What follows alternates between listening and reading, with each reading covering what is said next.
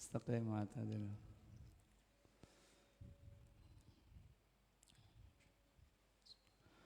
الله أكبر.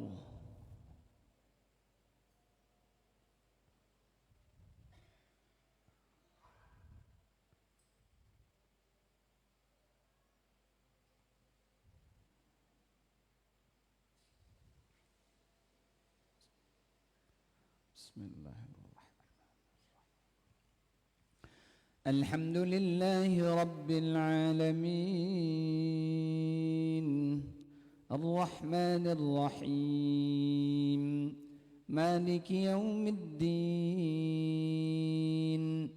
إياك نعبد وإياك نستعين اهدنا الصراط المستقيم صراط الذين أنعمت عليهم غير المغضوب عليهم ولا الضالين آمين.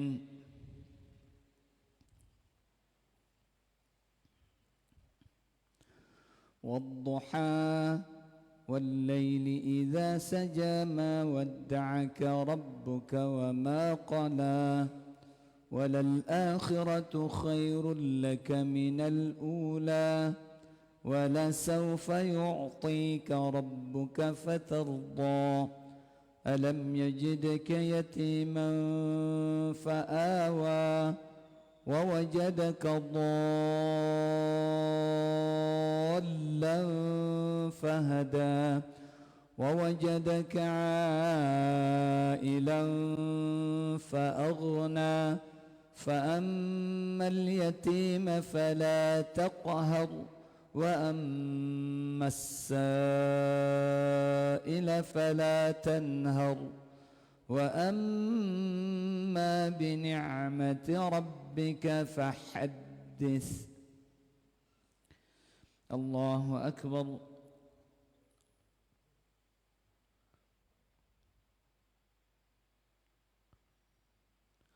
سمع الله لمن حمده. الله أكبر.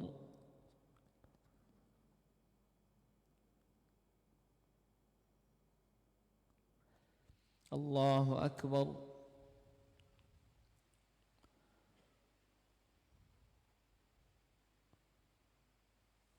الله أكبر.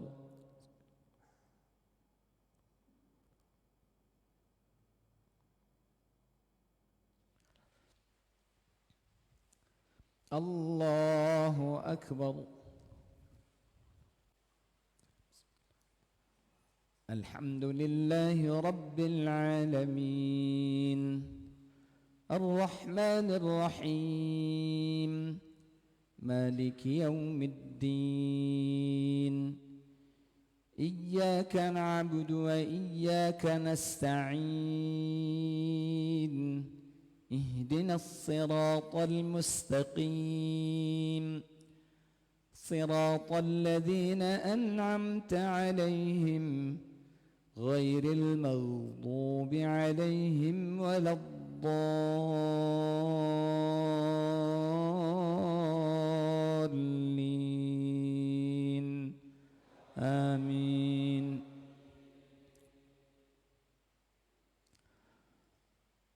ألم نشرح لك صدرك ووضعنا عنك وزرك الذي أنقض ظهرك ورفعنا لك ذكرك فإن مع العسر يسرا إن مع العسر يسرا فإذا فرغت فانصب وإلى ربك فارغب.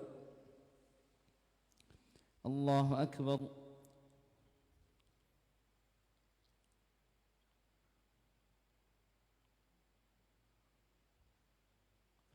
سمع الله لمن حمده.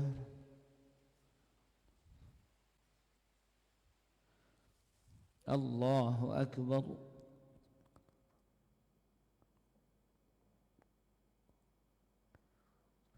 الله أكبر.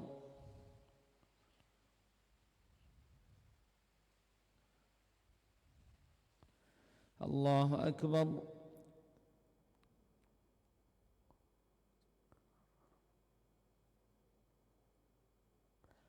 الله أكبر.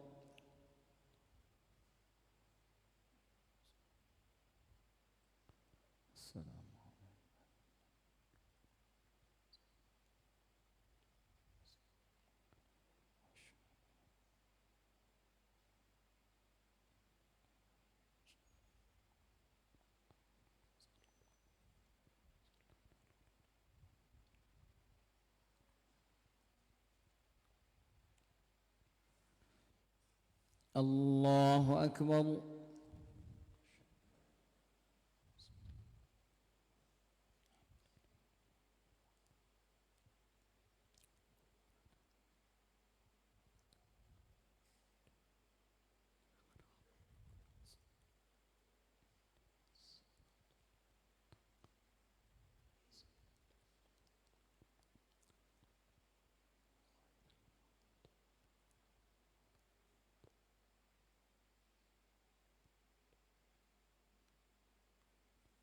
الله أكبر.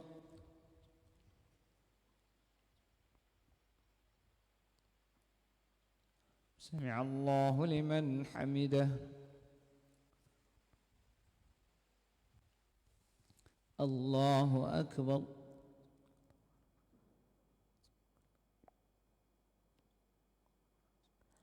الله أكبر.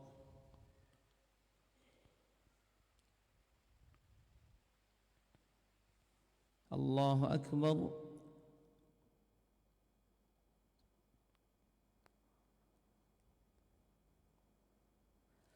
الله أكبر.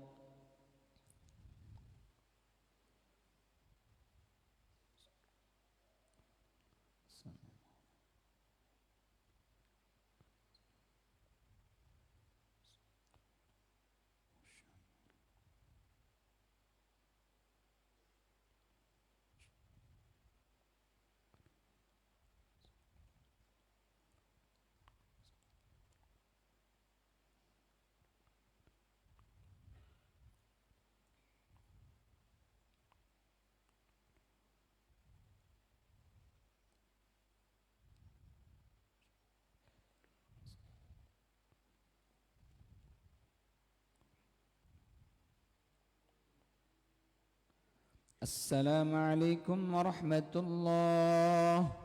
السلام عليكم ورحمة الله. استغفر الله. استغفر الله.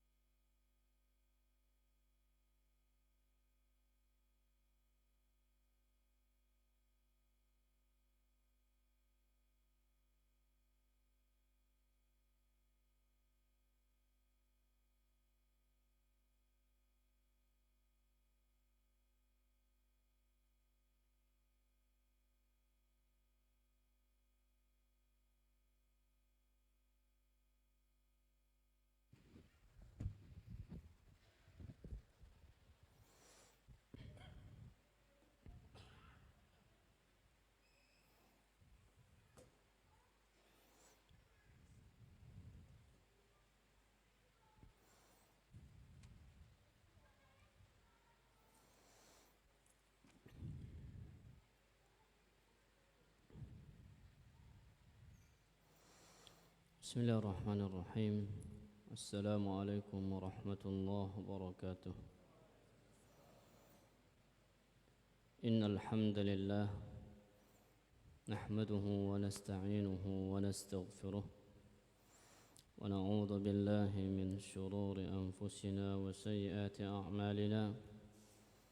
May yahdihillahu fala mudilla lahu wa may yudlil fala hadiya lahu.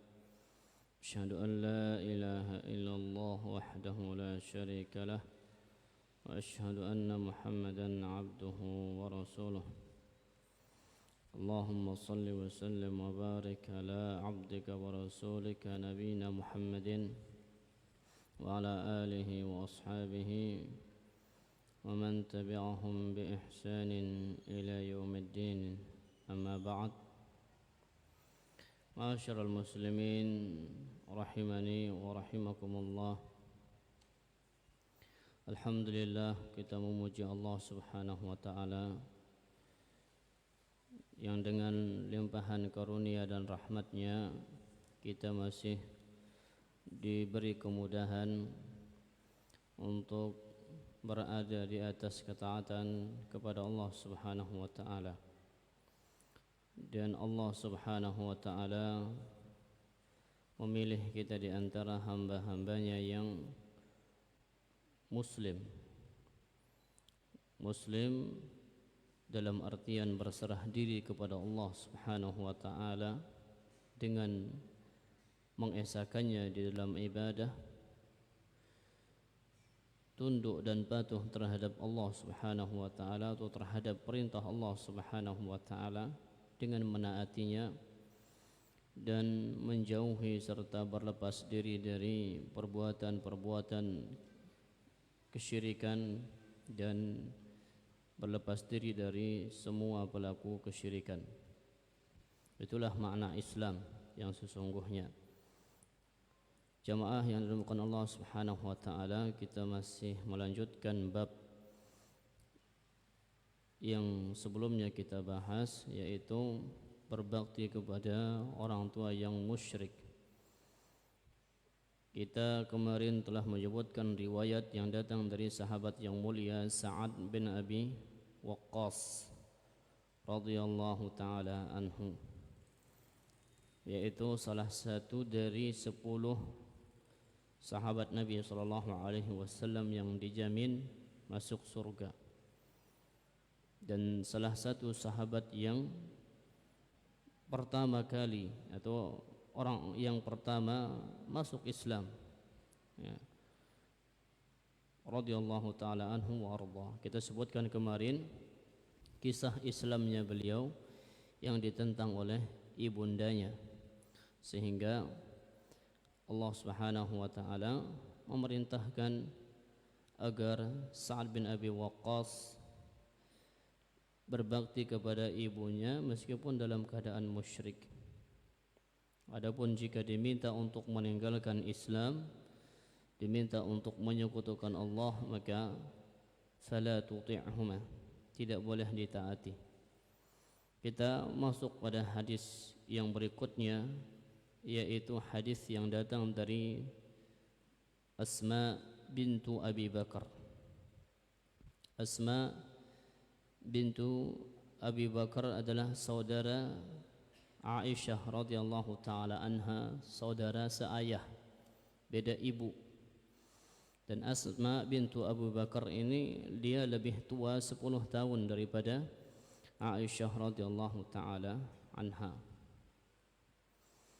Dan Asma bintu Abi Bakar menikah dengan Zubair ibnul Awwam. Zubair ibnul Awwam, di mana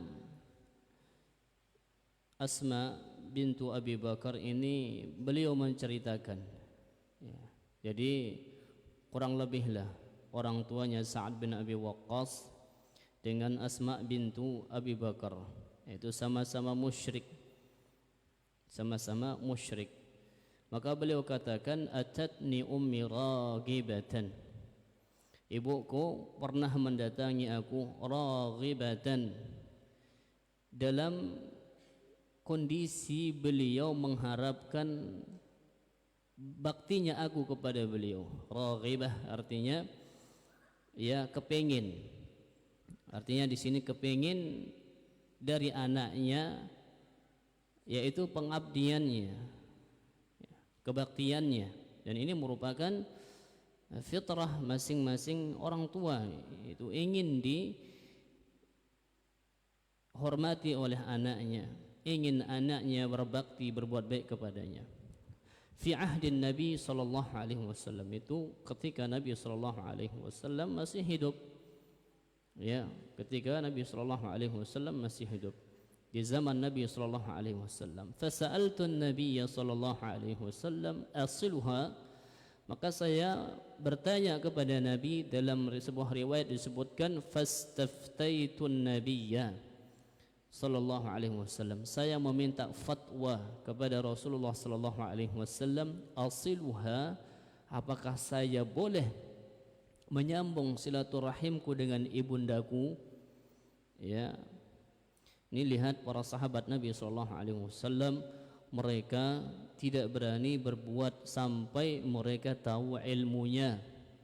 Nanya dulu sama Nabi sallallahu alaihi wasallam, apakah ini bertentangan atau tidak? Apakah ini bagian daripada loyalitas terhadap orang yang di luar Islam atau tidak? Ya. Di dalam sebuah riwayat disebutkan ibundanya Asma bintu Abi Bakar membawa zabib, sejenis anggur, ya, sejenis anggur, dan samin, ya, atau sejenis mentega begitu. Sehingga sang ibu membawakan hadiah kepada anaknya. Asma bintu Abi Bakar tidak mau menerima hadiah dari ibundanya, sampai beliau bertanya kepada Nabi, boleh tidak kalau hadiah dari ibu saya yang musyrik ini saya terima dan saya makan? Ya, maka Rasul mengatakan na'am, yaitu boleh kamu menyambung silaturahim dengannya, atau sili ummaka, sambunglah silaturahimmu dengan ibundamu. Maka Ibnu Uyainah mengatakan fa anzalallahu azza wa jalla fiha, maka dengan sebab ya, kisahnya Asma bintu Abi Bakar, Allah menurunkan la yanhaakumullahu 'anil ladzina lam yuqatilukum fid dini wa lam yukhrijukum min diyarikum an tabarruhum wa tuqsitu ilaihim. Dan Allah tidak melarang kalian, Allah tidak melarang kalian berbuat baik, memberi kebaikanmu kepada orang-orang kafir yang dia tidak memerangimu, dia juga tidak mengusirmu dari kampungmu. Allah tidak larang kita berbuat baik kepada mereka. Jadi hadis yang mulia ini, jemaah yang dimuliakan Allah Subhanahu wa taala, menunjukkan kepada kita bagaimana para sahabat Nabi sallallahu alaihi wasallam, mereka kalau tidak tahu ilmunya itu menerapkan perintah Allah, fas'alu ahla dzikri in kuntum la ta'lamun. Bertanyalah kepada orang-orang ahli ilmu terhadap sesuatu yang kau tidak miliki ilmu terhadapnya. Ya, jika kalian tidak mengetahui, jangan sampai niat baik kita di dalam melakukan sesuatu menjadikan dalil bagi kita untuk melakukan sesuatu yang belum jelas kebolehannya di dalam syariat. Contohlah para sahabat Nabi sallallahu alaihi wasallam, mereka barangkali mengetahui bahwa berbakti kepada ibu ini tidak bertentangan dengan syariat, tapi manakala mereka tidak memiliki ilmu terhadap hal yang demikian, mereka itu tidak berani berbuat tanpa mereka memiliki ilmunya. Contohlah mereka orang-orang yang hidup di zaman Nabi sallallahu alaihi wasallam, di mana mereka memiliki ketakutan ketika beramal, sedangkan amal mereka tidak berlandaskan ilmu. Dan ini juga menunjukkan hadis ini juga menunjukkan kepada kita semangatnya para sahabat di dalam mengetahui hukum sesuatu. Mereka semangat di dalam mencari hukum sesuatu, ya, sehingga mereka banyak bertanya. Oleh karena itu, ketika Abdullah bin Abbas menyebutkan kunci seseorang mendapatkan ilmu adalah lisanun saul, yaitu lisan yang sering bertanya terhadap masalah yang kita tidak memiliki ilmu. Kita sering bertanya kepada orang yang menurut kita dia berilmu, ya, dan dia bisa menjadi rujukan kita di dalam mengetahui hukum-hukum yang kita tidak ketahui. Dan hadis ini juga menunjukkan kepada kita bahwa para sahabat Nabi SAW mereka lebih mendahulukan agama dibanding keluarga-keluarga mereka. Jika memang agama dengan keinginan keluarga mereka itu bertentangan, ya, tidak seperti sebagian muallaf sekarang ini yang mereka lebih mendahulukan, ya, keinginan orang tuanya dibanding syariat, sehingga pelanggaran-pelanggaran yang terjadi antara anak yang muslim dengan orang tuanya yang non muslim banyak kita saksikan. Di acara-acara besar orang-orang non muslim, si anak dengan merasa tidak bersalah memberikan ucapan selamat, memberikan dukungan-dukungan baik materi ataupun non materi, didukung. Mereka beranggapan bahwa Islam tidak melarang. Ini tidak benar. Nabi SAW, para sahabat beliau, tatkala mereka mengetahui keinginan keluarganya yang bertentangan dengan syariat Allah Subhanahu wa taala, maka mereka lebih mendahulukan agama mereka. Mereka lebih mendahulukan qala Allah, perkataan Allah dan perkataan Rasul SAW, karena mereka mengetahui firman Allah Subhanahu wa taala, ya ayyuhalladzina amanu la tuqaddimu baina yaday Allahi wa rasulih wattaqullah. Wahai orang-orang yang beriman, jangan kalian mendahului, ya, jangan kalian mendahulukan ucapan orang lain di atas ucapan Allah dan Rasulnya sallallahu alaihi wasallam. Ya.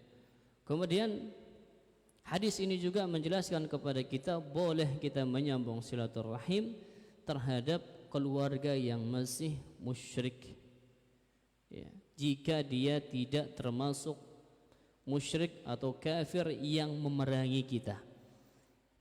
Jika dia musyrik yang memerangi kita, memerangi Islam, maka tidak diperkenankan kita untuk, ya, menyambung kekerabatan kita dengan dia, karena dia memerangi kita, dia memusuhi kita, bahkan mungkin mengusir kita.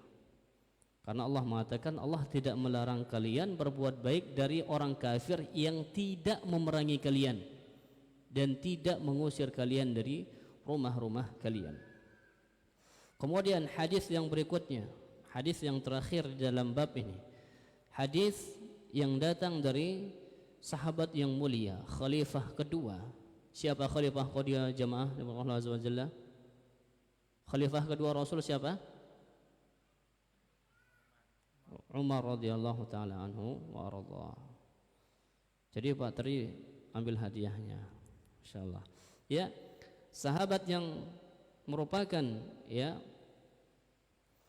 khalifah kedua Nabi sallallahu alaihi wasallam adalah Umar radhiyallahu anhu wa radha.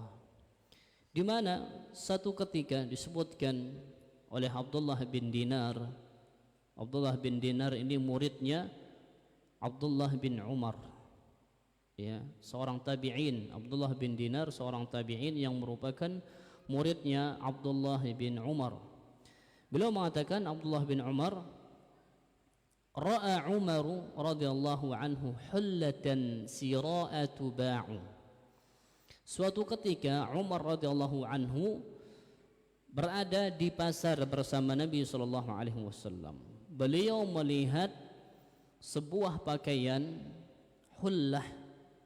Hullah itu kalau bahasa kita itu sarung yang dibarengi dengan atasannya gitu.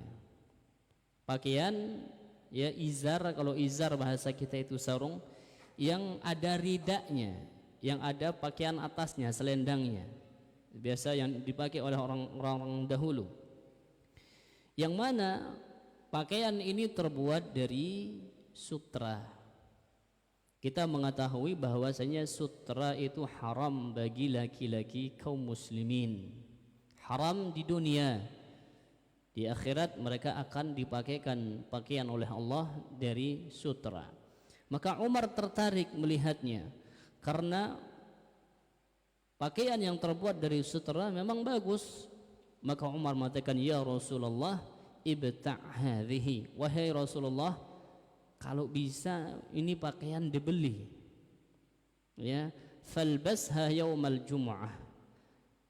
Sehingga Anda bisa memakainya di hari Jumat. Itu hari Jumat ketika kita Jumatan ya. Wa idza ja'akal wufud, dan ketika ada utusan-utusan, delegasi-delegasi dari ya negara-negara tetangga yang datang, ini dipakai wahai Rasulullah sallallahu alaihi wasallam. Maka Rasulullah mengatakan, innama yalbasu hadhihi man la khalaqa lahu. Sesungguhnya orang yang memakai sutra atau laki-laki yang memakai sutra di dunia adalah dia yang tidak memiliki bagian nanti di akhirat. Dia tidak memiliki bagian, artinya dia tidak akan dipakaikan oleh Allah Subhanahu wa taala sutra nanti di akhirat. Jadi laki-laki haram baginya memakai sutra. Sutra murni atau pakaian yang memang dominan bahannya itu dari sutra. Ya. Maka Rasul katakan kepada Umar, tidakkah engkau tahu wahai Umar, sutra jika dipakai oleh seorang laki-laki di dunia, ia tidak akan mendapatkan bagian nanti di akhirat. Kemudian fa'utiyan nabiyyu, kata Abdullah bin Umar, beliau menuturkan fa'utiyan nabiyyu sallallahu alaihi wasallam minha bihulal. Maka tidak lama atau selang beberapa waktu Nabi sallallahu alaihi wasallam diberi hadiah berupa beberapa pakaian yang terbuat dari sutra. Fa arsala ila Umar bihullah. Maka satu pakaian di antara pakaian-pakaian yang dihadiahkan kepada Rasulullah sallallahu alaihi wasallam, satunya dikirimkan sebagai bentuk hadiah kepada Umar. Jadi Umar ini heran.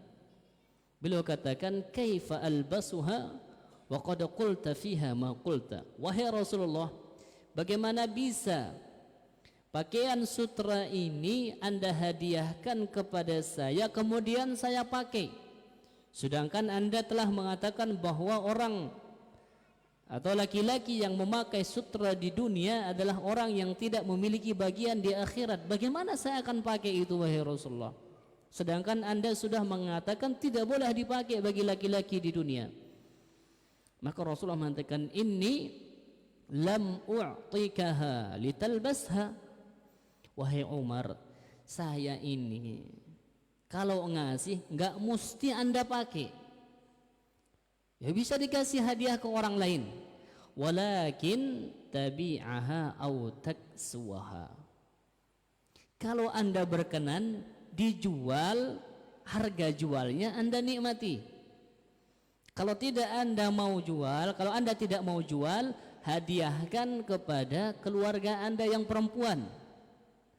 Jadi jangan mentang-mentang laki-laki enggak boleh pakai sutra, kita dikasih hadiah. Jangan, Anda laki-laki enggak boleh pakai sutra, akhirnya kita tolak.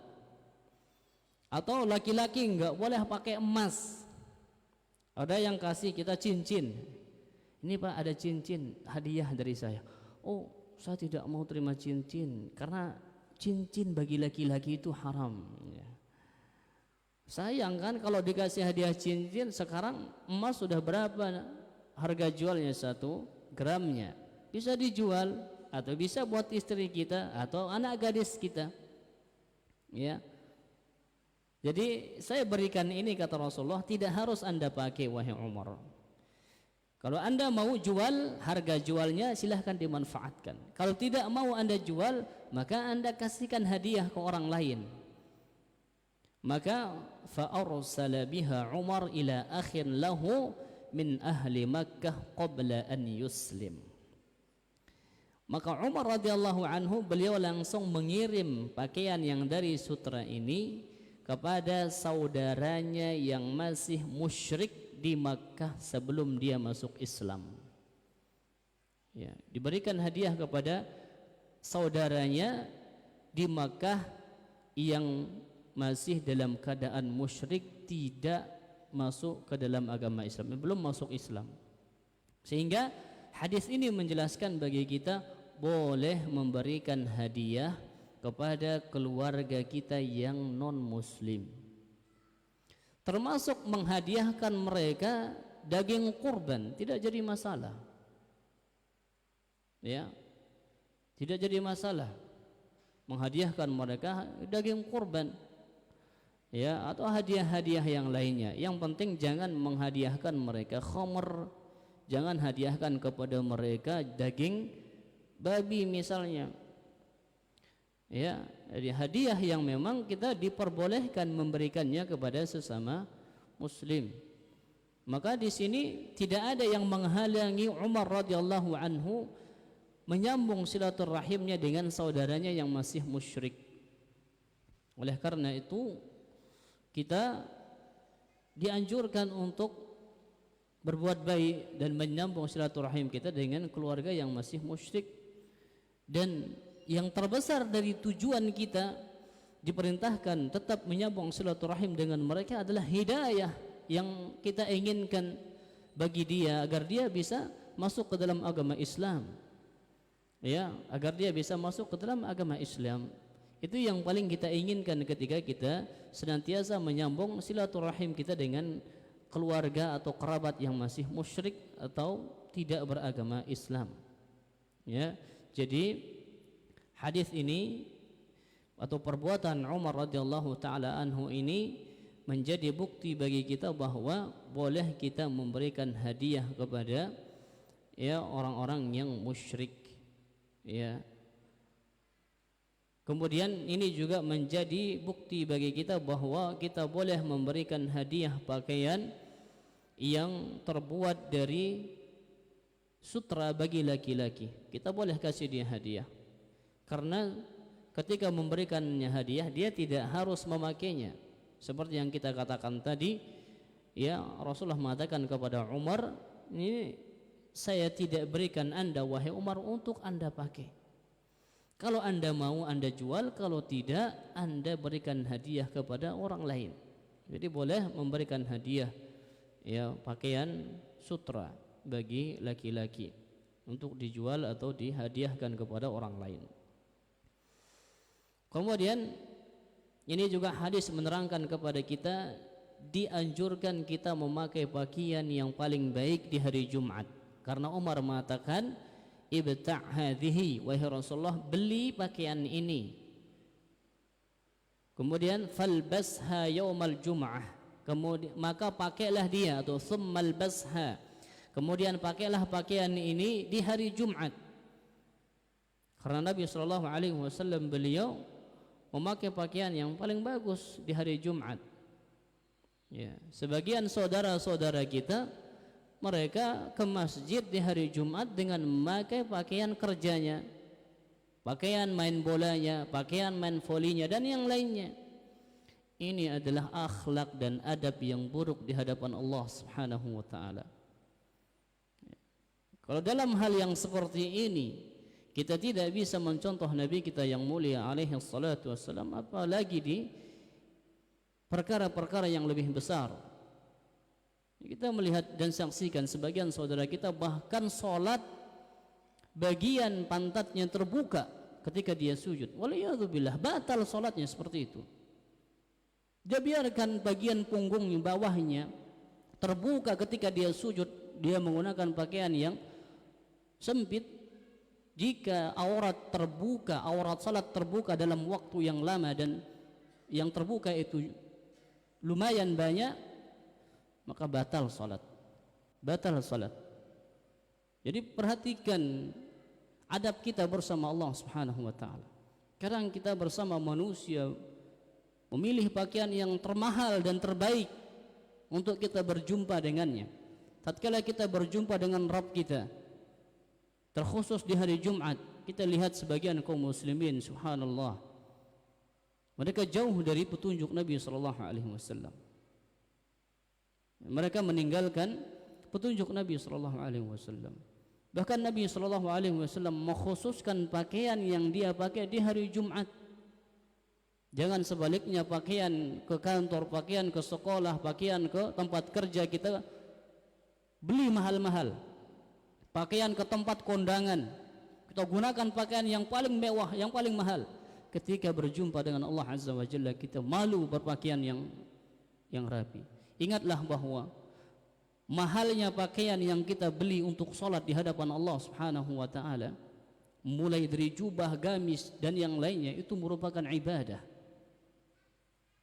Karena dengan itu kita mendekatkan diri kita kepada Allah dan mengagungkan syariat Allah Subhanahu wa ta'ala. Jadi hari Jumat adalah hari yang agung. Bahkan Rasul mengatakan Sayyidul Ayyam, penghulunya hari yang ada dalam sepekan itu adalah hari Jumat. Seorang muslim harus mengetahui keagungan hari, keagungan bulan, sehingga dia bisa mengagungkan apa yang diagungkan oleh Allah Subhanahu wa taala dan Rasul sallallahu alaihi wasallam. Kemudian hadis ini juga menyebutkan seperti yang kita katakan, bolehnya kita menyambung silaturahim dengan keluarga yang masih non muslim, ya. Kemudian jamaah yang dimuliakan Allah Subhanahu wa taala, bab yang ke-14 barangkali kita akan ambil di hari Sabtu, yaitu bab la yasubbu walidaih, bab tidak boleh mencaci maki kedua orang tua kita. Kita akan ambil pada pertemuan yang akan datang. Jadi larangan mencaci maki kedua orang tua kita, dan ini merupakan dosa besar. Sebelum saya tutup, ada satu pertanyaan lagi yang saya berikan. Saya akan bertanya, siapakah nama sahabiyat, yaitu sahabat yang perempuan yang dia bertanya kepada Rasulullah apakah boleh dia menyambung silaturahim dengan ibunya. Siapa namanya jemaah? Siapa yang paling dulu tadi? Asma. Siapa yang paling dulu tadi? Kayaknya dari sini, siapa? Jangan malu-malu. Pak Rizwar kayaknya ya. Asma, ya. Ya. Saya tadi dengar dari arah kiri yang duluan. Jadi ini yang bisa saya sampaikan. Pak Tri, hadiahnya diambil. Pak Rizwar, hadiahnya diambil. Barakallahu fikum.